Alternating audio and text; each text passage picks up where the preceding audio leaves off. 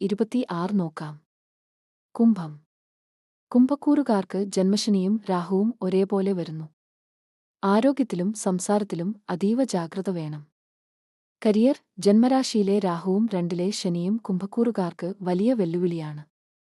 ജോലിയിൽ ഏകാഗ്രത കുറയാൻ സാധ്യതയുണ്ട്. ഏഴശനിയുടെ കഠിനഘട്ടമായതിനാൽ എടുത്തുചാടി തീരുമാനങ്ങൾ എടുക്കരുത്. ജൂൺ വരെ 5-ലെ വ്യാഴം നിങ്ങളെ ഒരു പരിധിവരെ തുണയ്ക്കും. സാമ്പത്തികമായി കടുത്ത അച്ചടക്കം പാലിക്കണം. വലിയ ചിലവുകൾ വരാൻ സാധ്യതയുണ്ട്. ഷെയർ മാർക്കറ്റ് പോലുള്ള റിസ്ക്കുള്ള ഇടപാടുകൾ ഒഴിവാക്കുക. കുടുംബവും ആരോഗ്യവും. സംസാരത്തിൽ നിയന്ത്രണം വേണം, അല്ലെങ്കിൽ കുടുംബത്തിൽ കലഹങ്ങൾ വരാം.